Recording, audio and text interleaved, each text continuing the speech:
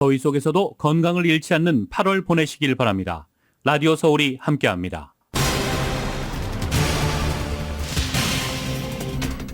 주민들뿐 아니라 관광객들도 많이 찾는 글렌데일 아메리카나 몰에서 30여 명이 명품 매장에서 집단 절도 행각을 벌여 충격을 주고 있습니다.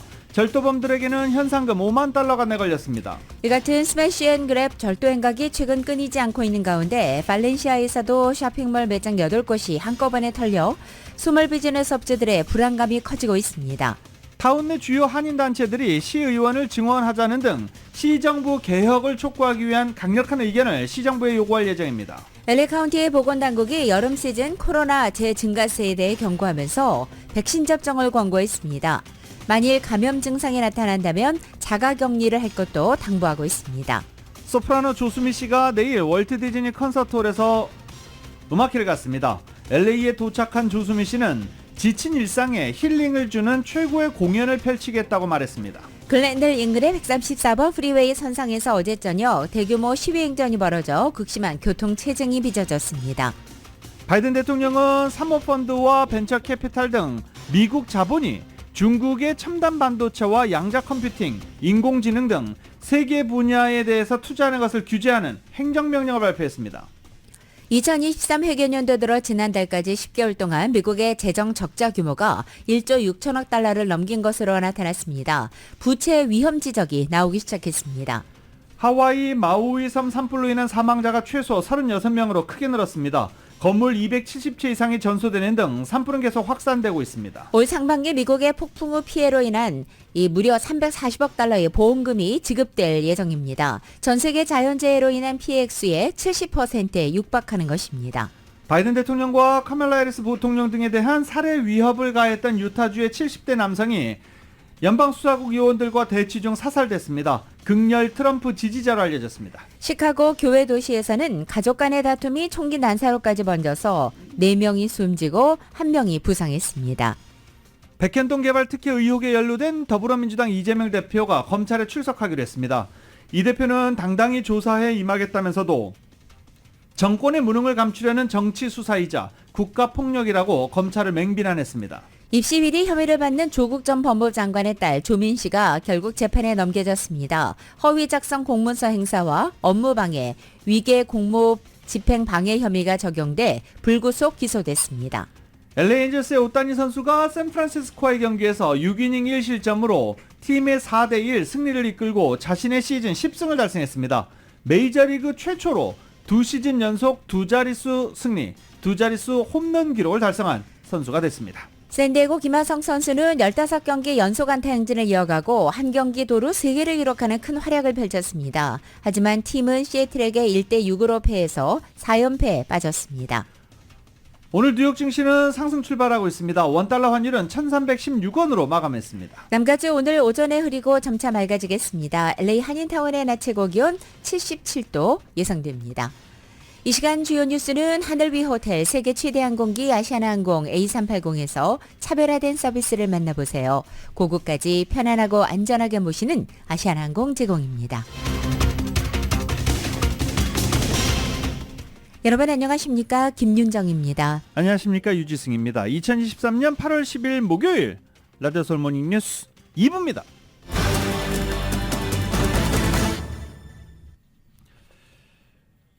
오늘 목요일 노동부가 발표한 신규 실업수당 소식 먼저 정리해 보겠습니다. 이 노동부는 지난주 신규 실업수당 청구 건수가 24만 8천 건으로 집계됐다고 밝혔습니다. 전주보다 2만 1천 건이 늘어 2주 연속 증가세를 이어가고 있습니다. 신규 실업수당 청구 건수는 지난 6월 26만 건대까지 치솟은 이후 상승세가 꺾였는데 지난주 신규 실업수당 청구 건수는 24만 8천 건으로 발표가 된 겁니다. 연방준비제도 관계자들은 인플레이션 목표치인 2%대 달성을 위해서는 실업수당 청구 건수가 최소 4%는 넘어야 한다라고 보고 있습니다. 현재 3.6%로 역대 최저 수준의 실업률 행진을 이어가고 있는 중입니다. 7월 미국의 소비자 물가 상승률은 6월보다 약간 더 올랐지만 물가 상승 둔화 추세는 여전히 지속되고 있는 것으로 조사됐습니다. 오늘 아침 노동부에 따르면 7월 미국의 소비자 물가 지수 CPI는 전년 동월 대비 3.2% 상승했습니다. 이것은 월스트리트저널에 집계한 전문가 전망치 3.3%를 소폭 밑도는 수치입니다. 2월 상승률 3% 대비 상승률이 다시 조금 가팔라진 수치지만 지난 6월의 물가 상승률 둔화폭이 워낙 컸던 것을 고려할 때 물가 상승률 둔화세가 꺾인 것으로 보기는 어렵다는 것이 전문가들의 평가입니다. 물가 상승률 둔화세 지속은 전월 대비 상승률과 근원 CPI 지표에서도 드러나고 있습니다. 실제로 전월 대비 7월 소비자 물가 상승률은 0.2%로 6월 상승률과 동일했습니다. 변동성이 큰 에너지와 식품을 제외한 근원 CPI 상승률은 전년 동월 대비 4.7%로 지난 6월 4.8%보다 증가세가 약해져서 물가 상승 둔화세가 지속되고 있다는 것을 시사한 것입니다. 이처럼 물가 상승세 둔화세가 이어지고 있음을 시사하는 오늘 아침 발표는 연준이 9월의 기준금리를 추가로 인상하지 않을 수 있다는 기대감을 키울 전망입니다. 2023 회계연도 들어 지난달까지 10개월간 미국의 재정적자 규모가 1조 6천억 달러를 기록했습니다. 전년 동기 대비 120%가 증가한 것입니다. 이는 정부 지출이 10% 늘어난 반면 세금 수입은 10% 줄어든 데 따른 것입니다. 이에 따라 2023 회계연도 한 해 재정적자는 5월 전망 때보다 2천억 달러가 많은 1조 7천억 달러에 이를 것으로 전망되고 있습니다. 이날 발표는 이달 초 미국의 장기 신용 등급을 AAA에서 AA+로 하향한 가운데 나온 것입니다. 국제 신용 평가사 가운데 한 곳이 미국의 장기 신용 등급을 강등한 것은 12년 만으로 피치는 향후 3년간 예상되는 미국의 재정 악화와 국가 채무 부담 증가, 거버넌스 악화 등을 반영한다라고 밝힌 바 있습니다. 미국 국채 금리가 오르고 있는 만큼 재정 상태에 대해서 주의를 기울일 필요가 있다라고 월스트리트저널은 평가했습니다. 미국 정부가 중국 첨단 산업에 대한 미국 투자를 막는 행정명령을 발표했습니다. 중국이 이달부터 갈륨 등의 수출 통제를 시작한 직후에 나온 조치입니다. 미국 자본이 중국 첨단 기술에 들어가서 중국이 군사력을 키우는 데 쓰이는 것을 막겠다는 것입니다. 중국의 반발이 예상되고 있습니다. KBS입니다. 미국이 자국 자본의 중국 투자를 막겠다며 내놓은 행정명령은 세계 분야의 첨단 기술을 겨냥했습니다. 중국의 첨단 반도체와 양자 컴퓨팅, 인공지능 분야에 대해 미국인의 인수합병이나 합작 투자 등 직접 투자를 전면 금지하겠다고 했습니다. 일반적인 반도체에 대한 투자라도 재무부에 사전 신고하게 했습니다. 자국의 투자가 중국의 첨단 기술을 발전시켜 군사 능력 향상까지 이어지는 걸 두고 볼 수 없기 때문이라는 설명입니다.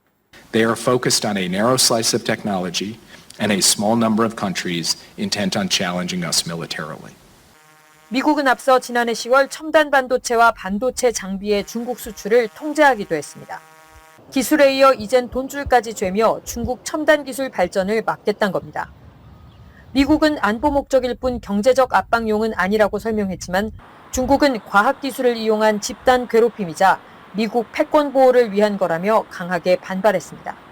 중국도 미국에 맞서 이달부터 반도체 핵심 원료인 갈륨과 게르마늄 수출을 통제하고 있습니다. 최근 장관급 상호 방문을 재개하며 애써 만든 미중 간 해빙 기류에 영향이 불가피할 거란 분석이 나옵니다. 다만 실질적 영향은 좀 더 지켜봐야 한다는 전망도 있습니다. 미국은 이번 조치에 동맹국들의 참여도 중요하다고 밝혔습니다. 아직은 미국의 독자 조치지만 한국에도 향후 동참 압박이 있을 가능성을 배제할 수 없습니다. 워싱턴에서 KBS 뉴스 이정민입니다. 바이든 행정부가 이렇게 중국 첨단 반도체와 양자 컴퓨팅, 인공지능 세계 분야에 대한 자본 투자를 규제하는 행정명령을 발표한 데 대해 미중 관계 변수가 될 수 있다는 예상이 오늘 아침 일간지에 전체 실리고 있습니다. 워싱턴 포스트는 적용 대상이 좁고 시행은 내년에 이뤄지는 초보적인 조치지만 중국 지도부에는 미국의 핵심 기술에 대한 중국의 접근을 계속 제한할 것이라는 신호가 될 것이라고 평가했습니다. 월스트리트저널은 두 강대국 간의 외교적 해빙 시도를 다시 냉각시킬 수 있다며 바이든 행정부 관리들은 국가 안보를 위해 좁게 표적화한 조치라고 설명하지만 중국 당국자들은 중국 경제 발전에 대한 목조르기다라고 말하고 있다라고 분석했습니다. 이런 가운데 근래 미국의 대중국 벤처 투자가 이미 급감했기 때문에 이번 조치로 미국 자본의 대중국 유입이 차단되는 효과는 미미할 것이다라는 지적도 나오고 있습니다. 월스트리트저널은 미국의 일부 벤처 캐피탈들이 이미 대중국 투자를 늦추거나 중단했다라고 말하는 것입니다. 그러나 이번 조처의 숨은 목적은 중국의 신흥기술을 향하는 자본 흐름을 파악하고 투자에 수반되는 미국의 경영 노하우 및 기술 이전을 차단하기 위함이라는 지적도 나오고 있습니다. CNN도 이같이 보도를 했고 워싱턴 포스트에 따르면 일례로 현재 상원이 채택한 한 조치는 초음속 기술과 위성 기반 통신 등에 대한 미국 자본의 대중국 투자까지 신고 대상으로 삼는 등 이번 행정명령의 규제 대상 사실상 폭은 넓다라고도 분석하고 있습니다. 바이든 행정부가 내놓은 행정명령에 따르면 이 세 개 분야의 중국 기업에 투자하려는 미국 기업은 사전 투자 계획을 의무적으로 신고해야 됩니다. 투자 금지를 포함한 규제권 제닛 옐런 재무장관이 갖고 있습니다. 때문에 이번 제한 조치는 제닛 옐런 재무장관이 키를 쥐고 있다라는 분석이 나오고 있습니다. 하와이 마우이 섬에서 산불이 발생해 크게 번지고 있습니다. 지금까지 36명이 숨졌고 일부 주민들은 불을 피해 바다로 뛰어들기도 했습니다. KBS의 보도입니다. 하와이의 아름다운 화산섬 마우이가 시뻘건 불길에 휩싸였습니다. 지난 8일 새벽 시작된 산불이 진화된 듯 했지만 하와이 부근을 지나던 허리케인 도라의 영향으로 시속 130km가 넘는 강풍이 불면서 불이 순식간에 번졌습니다. 산불이 계속 확산하면서 정확한 피해 면적도 추산하기 어려울 정도입니다. Maui County had such a hard time doing containment of the fire, and because the winds were so high, we couldn't provide the helicopters to do the water bucket support. 인명 피해도 늘고 있습니다.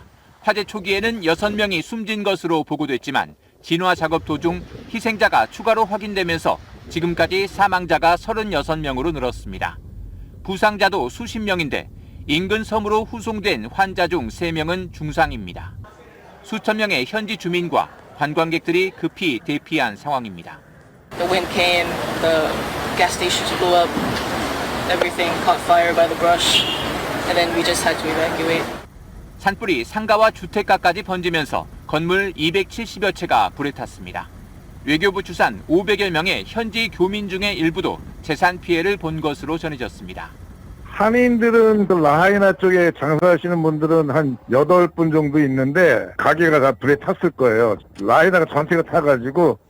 외교부는 지금까지 교민과 한국인 관광객 가운데 인명 피해는 보고되지 않았다면서 영사 인력을 현지에 투입해 교민 안전 등을 확인하겠다고 밝혔습니다. KBS 뉴스 박석호입니다.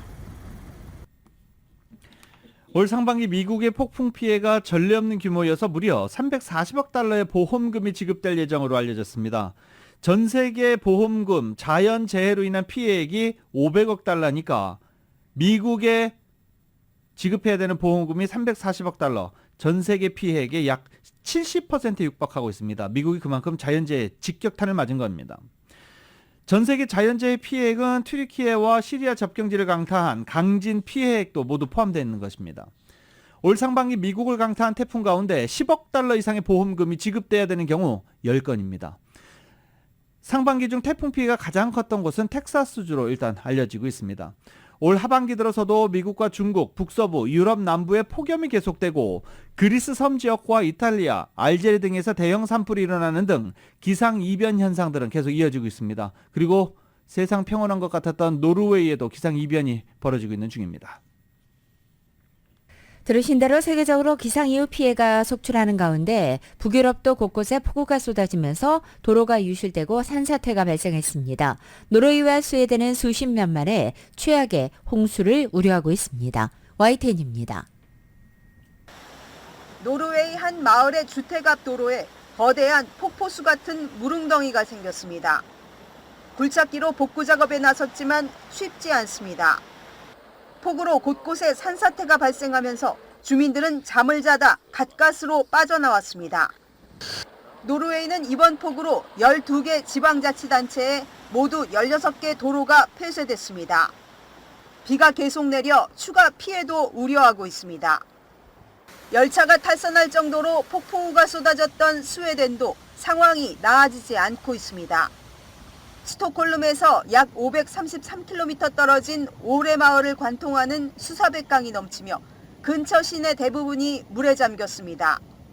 이미 수십 개의 도로는 폐쇄된 상태입니다. 노르웨이는 25년 만에, 스웨덴은 50년 만에 최악의 홍수를 우려하고 있습니다. 두 나라는 이번 주 며칠에 걸쳐 가장 심각한 단계의 적색 경보를 발령했습니다. 북유럽뿐 아니라 슬로베니아와 오스트리아, 세르비아에서도 기록적인 폭우가 쏟아지는 등 유럽 대부분이 심각한 기상재해로 몸살을 앓고 있습니다. YTN 김선입니다.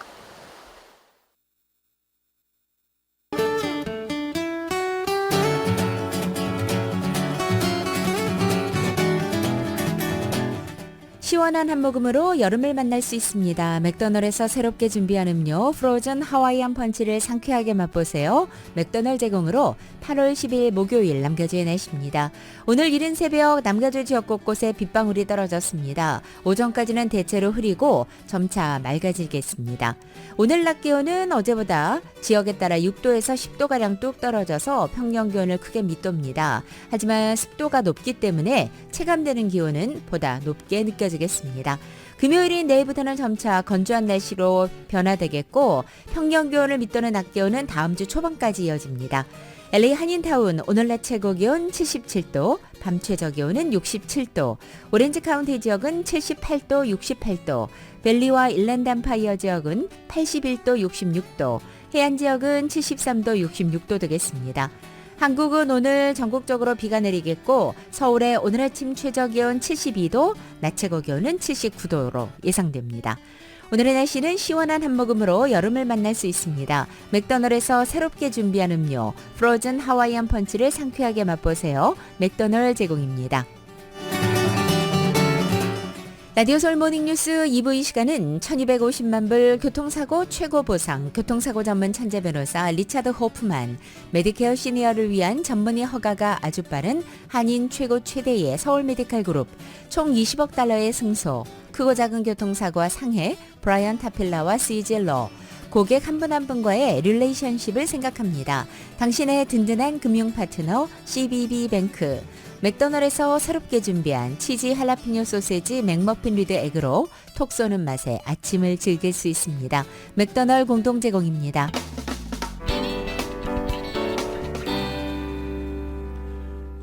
라디오솔 모닝뉴스 함께하고 계십니다. 어제 오후 글렌데일의 아메리카나 몰 안에, 어제가 아니죠, 지난 8일이었습니다. 지난 8일 오후 글렌데일의 아메리카나 몰 안에 위치한 입생로랑, 명품 매장이죠. 생로랑 이렇게 하시는 분들도 계시고 세인트 로랭 이렇게 부르시는 분들도 계시고, 입생로랑 매장에 30여 명의 강절도단이 들이닥쳐서 순식간에 30만 달러치 명품을 강탈해 도주하는 사건이 발생해 충격을 주고 있습니다. 이 글렌데일 아메리카나 몰 이렇게 기억하시면 굉장히 크고 많은 사람들이 모여있고 뭐 평화롭게 산책도 하고 그러는 곳이죠. 그 사람들이 다 휴대폰을 들고 사진을 찍는데도 이에 아랑곳하지 않고 이 절도범들은 물건을 훔쳐 도주했습니다. 충격적이었습니다. 정윤호 기자가 보도합니다. 한인들도 많이 찾는 글렌데일의 아메리카나 몰에 위치한 럭셔리 브랜드 입생로랑 매장에 지난 8일 오후 5시 30여 명이 들이닥쳐 매장 안을 뒤져 30만 달러 상당의 명품을 강탈한 후 도주했습니다. 사건 정황이 담긴 비디오에는 여러 명의 강절도범들이 짙은 색 옷에 후드와 마스크를 뒤집어 쓴 채로 입생로랑 매장에 들어가 재빨리 명품을 강탈한 뒤 현장을 도주하는 장면이 포착됐습니다. 글렌데일 경찰국에 따르면 최소 30명이 이번 강절도 행각에 연루돼 있습니다. 주민들은 인파가 많은 아메리카나 몰에서 이같이 대담한 강절도 행각이 발생했다는데 충격을 감추지 못하고 있습니다.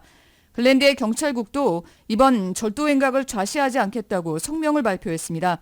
글렌데일 경찰국은 강절도 행각을 벌인 용의자들을 경찰국의 모든 리소스를 동원해 추적해서 처벌하겠다고 벼르고 있습니다. 이번 강절도 행각을 계기로 글렌데일 다운타운 지역의 순찰 인력을 늘릴 계획이라고도 밝혔습니다. 이번 일을 계기로 글렌데일 지역의 주민들이나 비즈니스 업체들, 그리고 글렌데일을 찾는 방문객들이 치안 문제로 불안해하지 않도록 치안을 대폭 강화하겠다고 밝혔습니다. 아메리카나 몰을 소유한 리카르소 씨는 강절도단 검거에 도움을 주는 제보자에게 5만 달러의 현상금을 내걸었습니다. 리카르소 씨의 대변인은 성명에서 아메리카나 몰 안에 주민들이나 비즈니스 업주들 그리고 종업원들의 안전이 최우선이라면서 아메리카나 몰의 안전한 환경을 위해서 이번 절도 행각을 좌시하지 않겠다고 밝혔습니다. 관련 제보는 전화 818-548-4911번으로 하면 됩니다. 라디오 서울 뉴스 정현호입니다. 들으신 대로 아메리카나 브랜드의 명품 매장 입생로랑에서 떼강도 사건이 발생하면서 우려의 목소리가 커진 가운데 쇼핑몰 소유주가 현상금을 내걸었습니다. 글렌데일 경찰은 어제 성명을 통해서 최소 30명 이상에 달하는 용의자들을 계속 추적하고 있다고 밝혔고 아메리카나 쇼핑몰 소유주 릭 카루소는 용의자 검거를 위한 결정적 제보를 해줄 경우 $50,000의 현상금을 제공한다고 밝혔습니다. 리카루소의 대변인은 성명을 통해 쇼핑몰에서 손님들과 입주자들, 거주민들 그리고 직원들의 안전보장을 보장하기 위해서 노력하고 있다면서 가족과 친구 같은 환경을 유지하는 것이 최우선순위라고 전하면서 그 어떤 범죄 행위에 대해서도 용납하지 않겠다고 덧붙였습니다. 어젯밤 글렌데일 지역 134번 프리웨이에서 대규모 시위가 벌어져 프리웨이가 2시간 넘게 폐쇄되는 엄청난 교통 혼잡이 빚어졌습니다. 시위대는 버뱅크 시청에서 출발해 134번과 5번 그리고 101번 프리웨이 등에서 시위를 벌였습니다. 특히 시위대는 134번 프리웨이 동쪽 방면, 5번 프리웨이와 만나는 지점에서는 트레일러 트럭으로 도로를 가로막은 채 시위를 벌이기도 했습니다. 이로써 캘리포니아 고속도로 순찰대는 어젯밤 9시쯤 일대에 시가럴트를 발령하고 구간을 폐쇄하기도 했습니다. 통제된 구간은 어젯밤 11시가 넘어서야 재개통됐습니다. 이렇게 프리웨이 전 차선이 수시간 동안 폐쇄되면서 이 일대는 차량 행렬이 수마일 늘어지는 등 극심한 교통체증 현상이 벌어졌습니다. 시위대는 우리를 무시하지 마라, 생명의 길을 열어라 등 피켓을 들고 시위를 벌였습니다. 도대체 무슨 시위를 하길래? 라고 이해하는데도 상당히 오래 걸렸죠. 아제르바이잔이 지난 4월 아르메니아와 분쟁 지역을 지나는 유일한 통로에 검문소를 설치해 양국 간의 긴장이 고조되는데 시위대는 아르메니아가 처한 역경에 애담 시프 연방 하원의원의 관심과 지원을 촉구해달라라면서 시위를 벌인 것입니다. 아담 시프 하원의원은 어제 성명을 내고 관심을 갖겠다. 바이든 행정부와 소통하고 모든 도구의 적극 활용을 옹호한다. 라고 밝혔습니다. 그러면서 모든 단계에 그들과 함께할 것이다 라고 덧붙였는데 이렇게 프리웨이까지 막고 하는 시위에 대해서 시민들은 불편을 호소했습니다.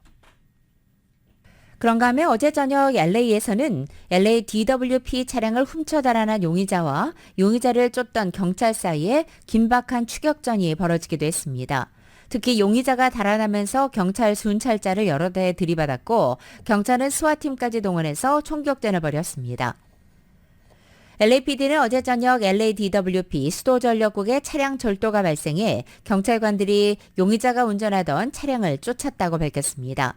용의자는 경찰 순찰자를 여러 대 들이받는 등 거칠게 운전하다가 경찰에 의해 포위되자 차에서 내리지 않았고 대치 상태에 들어갔습니다. 스와팀을 2개 팀이나 투입하면서 총격전을 벌인 끝에 어제 저녁 8시 45분쯤 용의자는 체포됐습니다. 한편 용의자가 운전했던 LADWP 차량 앞 유리에는 여러 개의 총알 자국이 났고 운전자 쪽에 있는 앞 타이어는 완전히 사라졌습니다. 경찰과 용의자 사이에 얼마나 격렬한 추격전이 전개됐는지 알 수 있었던 것입니다. 한편 용의자는 경찰로부터 다리에 총격을 받고 제압됐고 경찰도 최소한 3명이 부상을 입어 현재 병원에 후송됐습니다.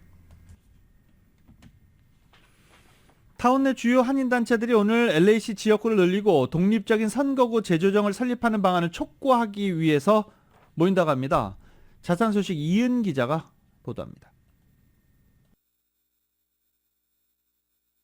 LA시 지역구는 기존의 15개에서 대폭 늘리기 위해 10일 LA 한인회, 아시안 정의진흥협회 LA지부, 한인타운 청소년회관 KYCC, 한미연합회, 그리고 한인타운 노동연대 대표들이 LA시 정부 개혁특별위원회 미팅에 참여합니다. LA시 정부 개혁특별위원회는 지난해 누리 마티네즈 전 시의장이 독립원 자녀를 향한 인종차별적인 발언 스캔들로 물의를 빚은 이후 지역구를 대표하는 시의원들이 제대로 역할을 하지 못한다는 지적이 일면서 마련되었습니다. 위원회에서는 독립적인 선거구 재조정 마련과 현재 15개의 지역구를 최소 23개 혹은 최대 31개의 지역구로 늘리는 2가지 개혁안들을 마련했습니다. 2가지 개혁안들은 선거구 재조정 과정에 있어 LA 시의원들의 개입을 없애는 한편 LA 시내 더 다양한 커뮤니티가 대표성을 가지고자 하는 것이 목적입니다. 한인타운 청소년회관 KYCC 스티브 강 대외협력 디렉터입니다. 작년 LA 시청 녹취 스캔들 이후에요. 이제 LA 시 정부가 개혁을 해야 된다라는 목소리가 높아져서 LA 시 의회 내에서 자체적으로 특별위원회를 설립을 했습니다. 특히 한인타운이 10지구에 포함되어 있는 상황이지만 한인들을 비롯한 아시안 커뮤니티의 대표성을 가진 지역구는 없는 상황이라 현재의 지역구들을 커뮤니티별로 분할해서 늘리자는 의견입니다.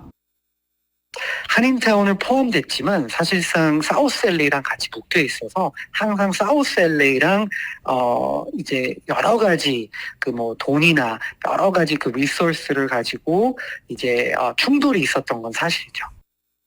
LA시 의원 다수가 LA시 정부 개혁특별위원회에 소속되어 있다 보니 이해관계가 얽힐 수 있다는 우려 때문에 한인단체들이 이번 미팅에 참여하게 되었습니다.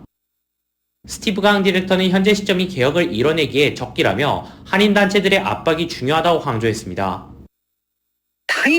선거에서는 타이밍이 중요한 것처럼 지금 타이밍이 매우 적절합니다. 왜냐하면 아직까지도 녹취 스캔들로 많은 유권자들이 LA시 의회 시스템을 개혁한다라는 목소리가 높이 있기 때문에 한인단체들이 10일 참여하는 미팅은 위원회가 커뮤니티의 의견 수렴을 얻고자 마련한 자리로 위원회는 6개월간 6번의 미팅을 가졌는데 오는 10일에 진행되는 미팅이 마지막입니다.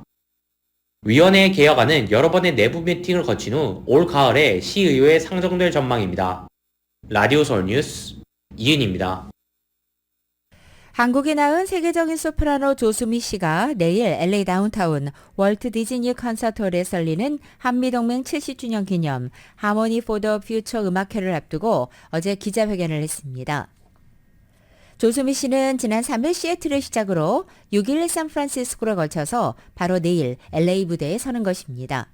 이번 공연은 한미동맹 70주년과 미주 한인 120주년을 기념해서 LA 한국문화원이 남가주 주류사회 최대의 공연예술센터인 LA 뮤직센터와 공동으로 주최하는 것입니다. 조수미 씨는 이번 공연 개런티 일부를 LA에서 클래식을 공부하는 한인 학생들을 위해서 기부할 계획도 밝혔습니다. 저도 사실 유학 생활 때 굉장히 힘들게 살았거든요. 요즘 친구들은 저보다 좀 부유할 수 있지만 그래도 외국에서 공부한다는 그 자체 그리고 살아가는 에브리데이 익스펜시스가 힘든 것 같더라고요. 그래서 전번에 러시아나 프랑스나 오스트리아, 근데 이번에 미국 이렇게 해서 웬만하면 우리 대한민국 국적을 가진 그 유학생들에게 뭔가 좀 경제적으로 좀 서포트를 좀 해보고 싶다. 그래서 이와 관련해 LA 뮤직센터는 직접 장학생을 선발하고 공연 당일 증정식을 가질 예정입니다. 영주권 문호 소식입니다. 대부분 제자리 걸음입니다. 9월 영주권 문호에 따르면 시민권자 미혼 자녀인 가족이민 1순위 영주권 발급 우선 일자가 2015년 1월 1일입니다. 영주권자 배우자와 미성년 자녀인 2A는 2018년 1월 1일로 약 3개월 진전했지만 영주권자의 21세 이상 미혼 자녀인 2B는 2015년 9월 22일로 제자리 걸음입니다. 시민권자 기혼 자녀인 3순위와 시민권자 형제자매 4순위 우선 일자는 2009년 1월 8일과 2007년 4월 22일로 동결 중입니다. 취업이민 1순위의 9월 영주권 발급 우선 일자는 2023년 8월 1일로 지난 8월과 같았습니다. LA시가 에어비앤비를 통해서 2억 달러 이상의 세수를 올렸습니다. LA시 정부에 따르면 에어비앤비와 체결한 자발적 세금 징수 협약에 따라서 2016년 8월부터 2023년 6월까지 2억 7,500만 달러 이상의 숙박세를 징수했다고 밝힌 것입니다. 시정부는 자발적인 징수협약 체결 후 연 1,300만 달러의 세수가 발생할 것으로 예상했지만 첫 5개월 만에 예상치를 뛰어넘었다고 설명했습니다. 한편 LA 지역의 에어비앤비 호스트들을 대상으로 설문조사한 결과 지난해 호스트들의 평균 수입은 2만 1,000달러로 나타났습니다. 미국 자동차협회가 선정한 미국에서 가장 위험한 12개 도로. 한번 잘 생각해 보십시오. 이 남가주 근처에는 어디가 위험할까? 여러 군데 생각나시는 분들도 계시죠. 15번 프리웨이가 선정돼 있습니다. 하와이를 포함한 50개 주에서 교통사고가 많이 발생하는 위험한 도로를 선정했는데 15번 프리웨이 LA와 라스베가스 181마일 구간이 교통사고로 인한 사망자가 많은 위험한 도시로 꼽혔습니다. 도로 상태 때문에 교통사고가 많이 나는 게 아니라 운전자 잘못 때문에 교통사고가 많이 나는 곳이 바로 15번이다. 과속 때문으로, 음주운전 때문으로 지금 분석되고 있습니다. 또 댈러스에서 휴스턴을 연결하는 45번, 애틀란타 285번 등등이 위험한 고속도로로 손꼽혔습니다. LA 카운티 보건당국이 여름 시즌 코로나 재증가세에 대해서 경고하고 나섰습니다. LA 카운티 보건당국에 따르면 지난 2일까지 일주일 동안 LA 카운티에서는 하루 평균 264명의 확진자가 보고됐습니다. 3주 전 감염자가 152명이었던 것과 비교할 때 무려 73.6%가 늘어난 수치입니다. 보건당국은 코로나 위협이 아직 완전히 사라지지 않았다면서 백신을 접종받고 기본 위생 수칙을 철저히 준수하며 혹시 증상이 나타난다면 가능한 빨리 검사하고 집에 머물며 치료를 받을 것을 강조하기도 했습니다.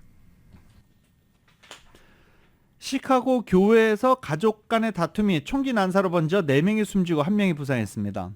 시카고 북서 교회 도시 크리스탈 레이크의 조용한 주택가에서 총성이 울렸는데 경찰은 가정집 내부에서 사건이 발생했고 사고 주택에 거주해왔던 일가족 중 1명이 총기를 난사했다며 신고를 받고 현장에 출동했을 때 여성 3명은 이미 숨진 상태였고 나머지 여성 1명과 남성 1명은 위중한 상태였다라고 전했습니다.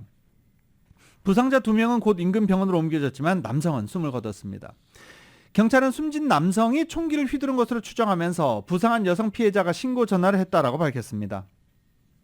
이웃들은 믿기지 않는 일이다 라며 충격을 표했고 이번 사건에 연루된 5명 모두가 이 주택에서 수년째 함께 살아왔던 것으로도 전해지고 있습니다. 피해자들의 신원과 이들의 관계는 아직 공개되지 않았습니다. 연방재무부가 어제 불법 펜타닐 원료 밀매와 청부살인 등을 저지른 멕시코 갱단원 3명을 제재하기로 했다고 밝혔습니다. 샌디에고에 접경해 있는 바하캘리포니아주 티와나에서 주로 활동하는 이 3명은 마약 펜타닐을 생산할 수 있는 합성 물질을 미국으로 밀반입한 혐의를 받고 있습니다. 이번 조치로 이들 3명의 미국 내 자산은 동결됐고 금융을 포함한 각종 거래 행위도 역시 금지되거나 차단됐습니다. 현재 멕시코 내에서는 마약 사범 중에 미국이나 일부 유럽 국가처럼 펜타닐을 직접적으로 사용하는 경우는 적은 편이지만 티와나에서는 최근에 그 사례가 늘어나고 있습니다. 라디오솔 모닝뉴스 함께하고 계십니다.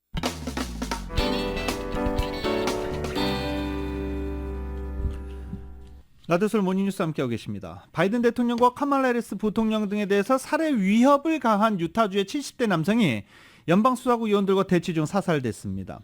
이 남성은 트럼프 전 대통령의 열성 지지자로 알려졌으며 체포작전은 바이든 대통령이 유타에 도착한 당일 새벽에 이뤄졌습니다. 바이든 대통령이 유타주 솔트레이크 시티에 도착을 했고 그가 위협한 대상에는 트럼프 전 대통령을 수사한 검찰 관계자들도 다수에 포함되어 있었습니다. 그래서 FBI 요원들이 이 크레이그 로버슨 올해 74살로 알려진 이 노인의 자택을 급습해서 체포영장을 집행하던 도중 당시 총기를 들고 있어서 FBI와 대치 중이다가 사살됐습니다. 근데 좀 문제가 있죠. 이웃 주민들이 그는 평소 지팡이를 의지해 걸었기 때문에 대통령을 저격하기는커녕 솔트레이크 시티까지 운전해서 가지도 못할 것이다 라고 말한 것입니다. 하지만 총기를 소지하고 있는 사실은 알고 있었지만 위협적인 인물은 아니다라고 이웃 주민들이 말하는 것입니다. 때문에 FBI 관계자는 당시 요원들의 총기 사용이 규정상 문제가 없는지 확인 중이라고 말했습니다. 백악관이 오는 18일 한미일 정상회의가 캠프 데이비드에서 열리는 이유를 역사적인 회담 장소이기 때문이다라고 설명했습니다. 구체적인 의제는 아직 밝히지 않았지만 엄청나게 많은 내용들이 논의될 것으로 예고되고 있습니다. YTN의 보도입니다. 백악관 국가안보회의는 전화브리핑에서 한미일 정상회의가 캠프 데이비드에서 열리는 이유를 질문받았습니다. 백악관이 아닌 대통령 별장에서 따로 한일 정상을 만나는 게 보안상의 이유인지 물은 겁니다. 백악관은 캠프 데이비드가 역사적인 회담 장소이기 때문이라고 답했습니다. Camp David, as you know, has been a historic setting for summit meetings and for significant foreign policy conversations throughout history of its existence. 실제로 캠프 데이비드는 외부 방해를 받지 않는 곳에 위치해 중요한 협상이나談판이 이루어져 왔습니다. 루즈벨트 대통령은 처칠 영국 총리와 노르망디 상륙작전 계획을 만들었고 아이젠하워 대통령은 흐루쇼프 소련 공산당 서기장을 초청해 양국 관계 개선을 논의했습니다. 백악관은 한미일 정상회의의 구체적인 의제는 미리 밝힐 수 없다면서도 바이든 대통령이 한일 정상과의 만남을 고대하고 있다고 밝혔습니다. So there's going to be an awful lot to discuss, a discussion of historic proportions in terms of the importance of this trilateral relationship to the Indo-Pacific region and frankly to the world. 미국 정부는 최근 중국 해커가 일본 안보망을 해킹해 일본과 정보 공유에 차질이 생길 수 있다는 보도에 대해 미국 기업과 동맹의 사이버 안보 강화를 독려해 왔다고만 밝혔습니다. 이번 한미일 정상회의에서 중국 해킹 문제가 논의될지 질문에는 즉답을 피하면서도 사이버 안보는 동맹과 계속해서 논의하는 사안이라고 답했습니다. 워싱턴에서 YTN 권윤기입니다. 최근 남북 국경에서 몰려드는 이민자 관리에 고심하는 뉴욕시가 막대한 재정 부담을 지게 됐다며 연방정부에 도움을 요청했습니다. 에럭 애덤스 뉴욕시장은 이민자 문제로 3년간 120억 달러의 재정 부담이 추가로 발생했다고 밝혔습니다. 이는 1,000억 달러에 달하는 뉴욕시 예산의 10%가 넘는 규모입니다. 이민자 급증이 바로 재정 부담으로 연결된 것인데요. 뉴욕시는 유일하게 난민이 요청할 경우 시가 보호시설을 제공해야 한다는 법률이 존재하는 도시입니다. 때문에 현재 뉴욕시 보호시설에 입소한 이민자와 노숙자 등은 10만 7천여 명에 이릅니다. 지난해 1월보다 2배 이상 증가한 것으로 때문에 이민자 문제로 재정 부담이 꾸준히 발생하고 있고 이 재정 부담이 뉴욕시를 위협하고 있다라면서 연방정부에 도움을 요청한 것입니다. 미국의 패션 브랜드인 코치의 모회사 테피스트리가 마이클 코어스와 벨사체 등을 거느린 카프리 홀딩스를 인수하기로 했습니다. 인수 가격은 85억 달러입니다. 카프리 홀딩스는 미국 패션 디자이너 마이클 코어스가 설립한 기업으로 자신의 이름을 딴 마이클 코어스를 비롯해 벨사체와 지미추 등의 브랜드를 거느리고 있습니다. 인수자인 테피스트리는 코치 외에 케이트 스페이드, 스튜어트 와이스먼 등의 브랜드를 보유하고 있습니다. 월스트리트저널은 테피스트리의 카프리 홀딩스 인수가 최근 수년간 패션업계에서는 가장 큰 규모의 인수합병 거래라고 전하기도 했습니다. 한편 테피스트리는 루이비통 모에 헤네시와 구찌의 모회사 캐린 같은 유럽의 럭셔리 대기업을 상대로 경쟁력을 높이기 위해서 브랜드하우스 규모를 키우려 했고 이번 인수로 인해 그 이전보다 나은 입지를 구축하게 됐다고 매체들은 전하고 있습니다. 실적 부진 등으로 구조조정 중인 컨텐츠 왕국 디즈니가 수익성 개선을 위해 스트리밍 플랫폼 요금을 인상하고 계정 암호 공유도 금지할 예정입니다. 디즈니의 스트리밍 플랫폼 디즈니 플러스의 경우 광고 없는 요금제 가격이 월 13.99달러로 27% 인상될 예정입니다.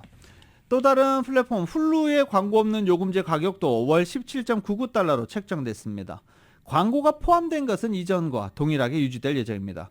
디즈니는 또 암호 계정 공유를 막겠다라고 했는데 어떻게 막을 것인지는 아직 공개되지 않았습니다. 디즈니 요새 발표되는 컨텐츠마다 성공을 거두지 못하고 있으면서 재정난에 허덕이고 있습니다.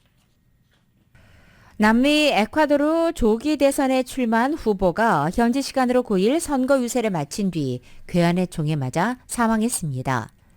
야당인 건설운동 소속 페르난도 비아비센시오가 이날 오후 6시 20분경 에콰도르 수도 키토에 있는 한 체육관에서 선거 유세를 마치고 이동 중에 괴한의 총격을 받았습니다. 현지 매체는 이 후보가 머리 3곳에 총상을 입었다고 보도했고 곧바로 병원에 후송됐지만 끝내 사망한 것입니다. 유세 참석자들은 현장에서 여러 발의 총성을 들었다고 경찰에 진술하기도 했습니다. 현장에서는 폭발물도 발견됐습니다. 폭발물 제거반이 안전하게 후속 조치를 했다고 경찰은 밝혔고 경찰은 이번 사건을 테러 행위로 규정하고 범행 동기 등을 수사하고 있습니다. 중국이 한국과 미국 등 세계 78개국에 대한 자국민의 단체 여행을 재개한다고 추가로 발표했습니다. 한국 같은 경우에는 2017년 사드 보복 조치 이후 6년 만인데 중국 여행객들 또 한국으로 몰려올지 지켜봐야 되는 일입니다. 좋을지 나쁠지 이건 잘 모르겠습니다. YTN입니다. 2017년 주한미군 사드 배치에 대한 보복 조치로 중국은 자국민의 한국 단체 관광을 금지했습니다. 이후 코로나19 대유행까지 겹치면서 금지령은 사실상 6년 넘게 이어졌습니다. 올해 초 제로 코로나 폐지와 함께 단체 관광 빗장을 2차례 풀었지만 우리나라는 배제됐습니다. 중국 당국이 올해 들어 세 번째로 세계 78개국에 대한 단체 여행을 허용한다고 발표했습니다. 이번엔 한국과 미국, 일본도 명단에 올랐습니다. 중국행 비자 발급 때 지문 채취 절차 역시 연말까지 생략하기로 했습니다. 일상 회복 뒤에도 더딘 경기 회복과 다음 달 항저우 아시안게임 등을 염두에 둔 조치로 보입니다. 우리 정부도 중국의 10월 국경절 연휴를 겨냥해 현지에서 관광객 유치 행사에 나설 계획입니다. 그러나 앞서 단체 관광이 재개된 동남아 국가들의 중국인 관광객 수는 2019년에 30% 수준을 회복하는 데 그쳤습니다. 6년 사이 여행 문화도 달라져 올해 1분기 중국인 해외 여행객 가운데 단체 관광 비율은 1.6%에 불과한 걸로 집계됐습니다. 예전에 사드도 그렇고 코로나도 그렇고 시장의 수요와 공급에 의해서 정해지지 않는다는 거를 저희가 이제 경험을 많이 했잖아요. 그렇기 때문에 신중한 접근을 할 수밖에 없는 상황인 거죠. 무엇보다 사드 보복의 잔재는 비로소 치워졌다곤 하지만 양국 사이 앙금은 그대로 쌓여 있습니다. 최근 동북아 신냉전 구도와 싱하이밍 대사의 설화 등으로 한중 관계가 최악으로 평가된다는 점도 신중론에 무게를 더하는 요인입니다. 베이징에서 YTN 강정규입니다. 라디오솔 모닝뉴스 스포츠 소식입니다. 스포츠 소식은 전문가가 추천하는 이민법과 가정법 전문 제인정 종합법률사무소 제공입니다. 어제 LA 엔젤스와 샌프란시스코 자이언츠 간의 경기가 있었습니다. 아직 이 메이저리그 룰이 바뀐 거 생소하신 분들은 인터리그 경기가 좀 올 시즌부터 상당히 많아졌죠. 오타니 선수가 선발 투수로 나서서 6이닝 동안 3안타 1실점으로 맞고 시즌 10승째를 챙겼습니다. 그러면서 팀의 4대1 승리를 이끌고 시즌 10승째를 챙겼는데 오타니 선수 2년 연속 두 자릿수 승리, 두 자릿수 홈런 기록을 달성하게 됐습니다. 이미 40홈런을 친 오타니는 지난해에 이어서 2년 연속 10승과 10홈런을 모두 넘기는 메이저리그 최초 기록을 세웠습니다. 한편 프로야구 내셔널리그 MVP 후보로 거론되기 시작한 김하성 선수가 어제 15경기 연속 안타 행진에 데뷔 첫 한 경기 3개의 도루까지 해내고 말았습니다. KBS의 보도입니다. 1회 톱타자로 나와 볼넷으로 출루하는 김하성. 슬금슬금 기회를 엿보더니 망설임 없이 1루로 뜁니다. 도루 성공. 지치지도 않나요? 곧바로 3루까지 훔치는데 허를 찔린 포수가 공을 던지지도 못합니다. 여기서 그치지 않고 이어진 내야 땅볼 때 과감하게 질주해 득점까지 성공했는데 투수는 공을 홈으로 던지지도 못했습니다. 얼마나 열심히 뛰었는지 이 헤어밴드가 벗겨질 뻔했습니다. 3회엔 깔끔한 중전 안타로 15경기 연속 안타 행진을 이어갑니다. 김하성이 신경 쓰인 투수가 연이어 1루 견제를 해보는데요. 하지만 기어이 2루 도루에 성공합니다. 빅리그 데뷔전을 치른 신인 투수 행콕에게 김하성이 강렬한 인상을 남깁니다. 오는 10월 한국에서 이벤트 매치를 위해 방한한 칸타바로와 마테라치, 호나우지뉴 등의 왕년의 축구 스타들이 이 선수를 입을 모아 칭찬했습니다. 과연 누굴까요? KBS입니다. 2006년 독일 월드컵 당시 이탈리아의 빗장 수비를 이끌며 우승 트로피와 발롱도르를 동시에 품에 안았던 칸나바로. 이런 월드클래스 수비수 칸나바로도 끝내 못 푼 한이 있었는데 바로 자신이 태어나고 또 몸담았던 고향팀 나폴리의 우승입니다. 그런데 2022년 아시아에서 건너온 한국 선수 한 명이 칸나바로 평생의 수건을 불과 한 시즌 만에 해치웠습니다. 이름만 들어도 칸나바로를 웃음 짓게 만든 이는 바로 괴물 수비수 김민재였습니다. He was the key of Napoli for the Scudetto because he played very well. The performance of him was unbelievable. 외계인 호나우지뉴가 맞붙었어도 쉽지 않은 상대였을 거라 평가했습니다. We improve more. We give to him a good energy for the future, and we hope he can come back in Naples as a tourist. 2006년 독일 월드컵 결승전에서 지단의 박치기 사건을 유도한 이탈리아의 마테라치에게도 김민재의 활약은 깊은 인상을 남겼습니다. 2023년 8월 10일 목요일에 전해드린 라디오설 모닝뉴스 여기서 마치겠습니다. 지금까지 진행의 유지승, 김윤정이었습니다. 모닝뉴스 2부 이 시간은 1250만 불 교통사고 최고보상, 교통사고 전문 천재 변호사 리차드 호프만, 메디케어 시니어를 위한 전문의 허가가 아주 빠른 한인 최고 최대의 서울 메디칼 그룹, 총 20억 달러의 승소, 크고 작은 교통사고와 상해 브라이언 타필라와 CG러, 고객 한 분 한 분과의 릴레이션십을 생각합니다.